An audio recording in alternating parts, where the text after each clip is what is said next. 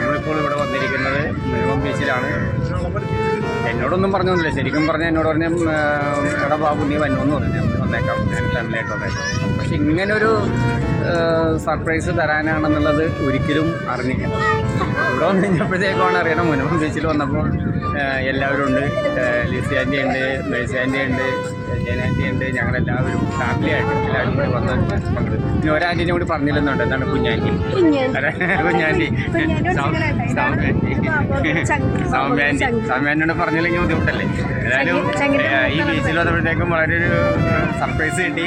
ഇന്ന് സർപ്രൈസിൻ്റെ കാരണം എന്ന് വെച്ചിട്ടുണ്ടെങ്കിൽ എന്തുവാ, ഇന്ന് മേഴ്സി ആൻറ്റിയുടെ മെസ്സേജിയുടെ ബർത്ത്ഡേ ആണ്. അതായത് എൻ്റെ നേരെ മൂത്തതാണ്. അടുത്ത വർഷം ഞാൻ ഈ 60 വയസ്സിലേക്ക് എത്തും.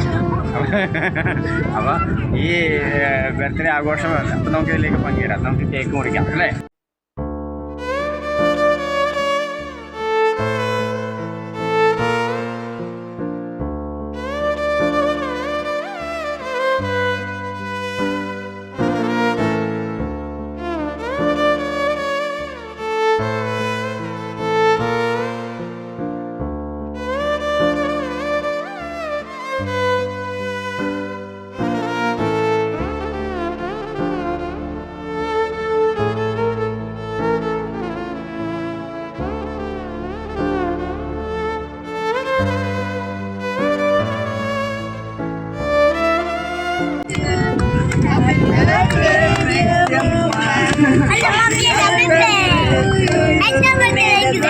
തന്റെ ബർത്ത്ഡേക്ക് ഞങ്ങൾ വിളിക്കട്ടെ. അപ്പോൾ നമുക്ക് ഇവിടെ കേക്ക് മുറിക്കാം.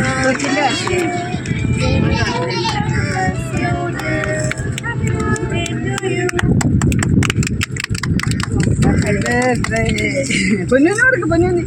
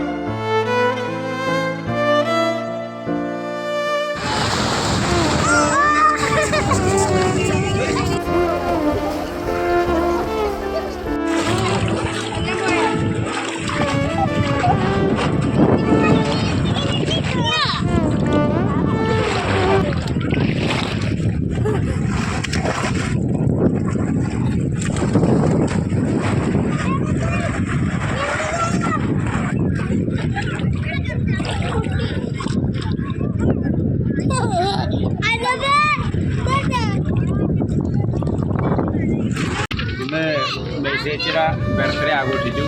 എന്തായാലും ഇങ്ങനൊരു വലിയൊരു സ്ഥലത്തേക്ക് വന്നിട്ട് ഇങ്ങനെ ഒരു ബർത്ത്ഡേ ആഘോഷിക്കാൻ സാധിച്ചതിലും എല്ലാത്തിലും എനിക്ക് തോന്നുന്നത് എൻ്റെ ഒരു ഒപ്പീനിയനായിട്ട് പറയുന്നത്. കാരണം എല്ലാവരോടും എനിക്ക് പറയാൻ എനിക്കറിയില്ല. എൻ്റെ കാര്യം ഞാൻ പറയുകയാണെങ്കിൽ ഈശോയുടെ വലിയൊരു കൃപ ഇവിടെ ഉണ്ടായിരുന്നു. കാരണം ഞങ്ങളെല്ലാവരും കൂടി 4 പേരും മക്കളും ഞങ്ങളുടെ നാട്ടിലുള്ള എല്ലാവരും കൂടി ഒരുമിച്ച് കൂടി ഇങ്ങനെ ഒരു ബർത്ത്ഡേ ആഘോഷിക്കാൻ സാധിച്ചതും ഈ മുനമ്പം ബീച്ചിൽ വന്നതും വളരെ എനിക്കൊരു അനുഗ്രഹമായിട്ട് തന്നെ തോന്നുന്നത്. കാരണം ഇനി അടുത്ത കാലയളവിൽ ഇങ്ങനെയൊക്കെ സാധിക്കുമോ ഇല്ലയോ എന്ന് നമുക്കറിയാമോ? അറിയാൻ പാടില്ല. ഞാൻ വിചാരിച്ചിരുന്നത് വെച്ചാൽ മെയ് മാസം 1-ാം തീയതിയൊക്കെ ബർത്ത്ഡേ ആഘോഷിക്കുമ്പോൾ അങ്ങനെയൊക്കെ ചെയ്യണമെന്നൊക്കെ ആയിരുന്നു. എന്തായാലും വളരെ സന്തോഷം. കുടുംബത്തിന് എല്ലാവർക്കും വേണ്ടി പ്രത്യേകം പ്രാർത്ഥിക്കണം. പിന്നെ കൂടാതെ ഇതിനകത്ത് നമ്മുടെ മറ്റുള്ള മക്കളുണ്ടല്ലോ, പുറത്തുള്ള അതെ ഒത്തിരി മക്കളുണ്ട്. ദിവ്യയും പ്രിയയും കുഞ്ഞുങ്ങളും അതുപോലെ തന്നെ വിജിലും കുഞ്ഞുങ്ങളും